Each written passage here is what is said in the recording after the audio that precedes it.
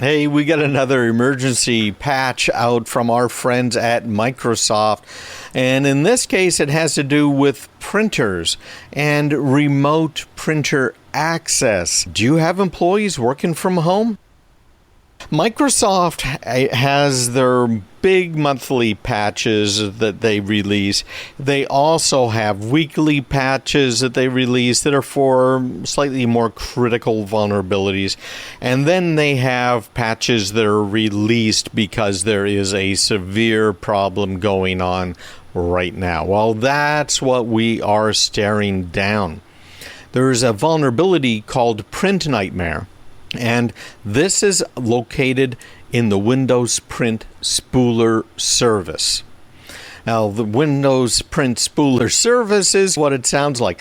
This is the service that handles all of your print jobs. So if you are using this service, turns out there's a serious bug, and Microsoft tried to patch it once and failed, and they've got another patch out right now. Seems to be working, but organizations are really urged to deploy these patches as soon as possible or disable inbound remote printing until they can be applied.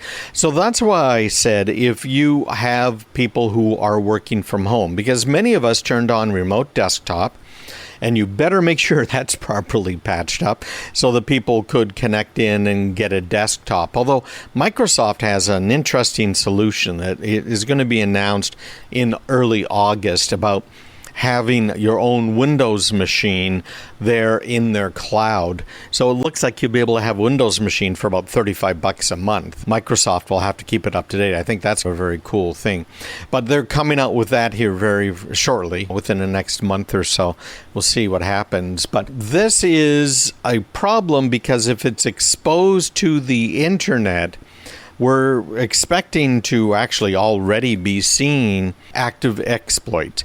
Now, here's the problem Microsoft's trying to solve. We have three different types of patches. You have the monthly patches that they release.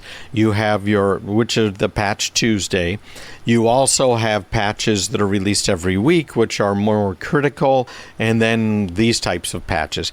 These are patches for what are called zero-day attacks. There is nothing normal out there, or regular stuff, that would catch this and stop it. Now, the advanced malware protection that we use from Cisco, it will catch this sort of thing, but it'll only catch it after it's been seen a few times and then identified. Obviously, by now it's been identified, so it's pretty darn catchable. So Microsoft's monthly updates last month included a patch for another vulnerability in the Windows Print Spooler service, and it was initially called a local privilege escalation issue. That means that you had to be on that computer in order to gain access to these advanced privileges and features. Turns out that it wasn't entirely just local. And now there is a new one where it can be exploited to get remote code execution and not just privilege escalation. That means that they can now run programs on your computer, and with privilege escalation, they can run those programs as whomever they might want to do. So this is pretty big. Blackhat USA conference coming right up, and they are going to be hosting one of their talks called Diving into Spooler, and what they did to discover these local and remote vulnerabilities in the Windows Print Spooler. It's definitely a problem. There is a proof of concept exploit out there, and that means that the bad guys are not too long from coming out with their own. So there you go again.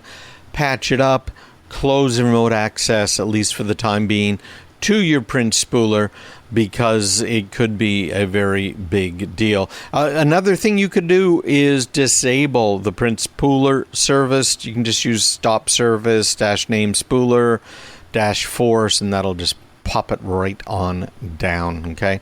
And then, by the way, in case your machine reboots, you probably want to do a set service -name spooler -startup type disabled in order to make sure it doesn't restart. But a lot to worry about right now. A whole lot, frankly, to worry about right now because the Russians are coming.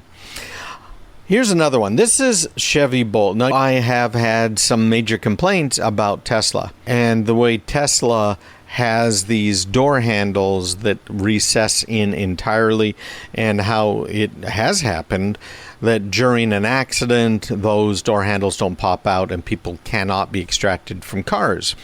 And the biggest problem you have in an accident with a car full of batteries is, of course, the high voltage and current that's stored in the batteries, that now when they short out, it starts a toxic fire, very nasty. Just this week, the National Highway Traffic Safety Administration issued an alert for all 2017 to 2019 Chevy Bolt owners. Now, I know a lot of these Bolt owners are actually government agencies. They're not individuals, but I thought I'd bring it up anyways. There was a fire in a Vermont state representative's car. His name's Timothy Briglin. And his Chevy Bolt decided it was going to catch on fire. Now, there was a recall by GM of these Chevy Volts that had this problem. And apparently it doesn't entirely fix it. They are still plaguing GM. And man, in this particular case, this rep, of course, in Vermont, being I don't know, leftist, I have to assume, but a fan of electric cars, his car sat there burning, which is pretty bad, ironic. But this happened, when was this? Oh, it looks like this happened just a couple of weeks ago. He's the state chairman in Vermont of the House Committee on Energy and Technology. He's been supporting electric vehicles. He's co-sponsored bills relating to electric and plug-in. So now his 2019 Chevy Bolt, of course, caught on fire. And there are others out there, 68,000 cars. All right. So 2 phases to the recall. First phase is a temporary solution. The second one is a more permanent one. Apparently, this has to do with the batteries spontaneously catching fire. So this isn't something that's related to a car accident. It's a spontaneous combustion problem. That's not too good. It's a defect in the LG Chem battery packs that are in these cars. So here you go. If you drive to work every day and you charge your Chevy Bolt every night, the United States federal government is telling you to stop doing that. Yes, if you have a Chevy Bolt, they're advising you to not charge it at night. I'm not sure when you're going to charge it, because the idea is you charge it at night, you drive it in the day, right? So they're saying, if you can't do that, if you have to charge it at night, make sure you park the car away from any structures, and definitely do not park your Chevy Volt that might be part of this recall inside a garage. How's that for bad? The original recall, by the way, came out in November 2020 for a potential fire hazard in the high voltage battery pack. The cells could possibly heat up and ignite internally. Yeah, and if that fire spreads to the rest of the car and spreads to the building it's parked in or nearby building, guess what? Yeah. So keep an eye out. If you have a Chevy Bolt, this is the type of problem we're going to face as we start more and more to move into the electric vehicle realm. Yeah, eventually it'll all get worked out, but it isn't perfect today. Hey, visit me online, craigpeterson.com, and keep up with the latest in what you have to do with technology.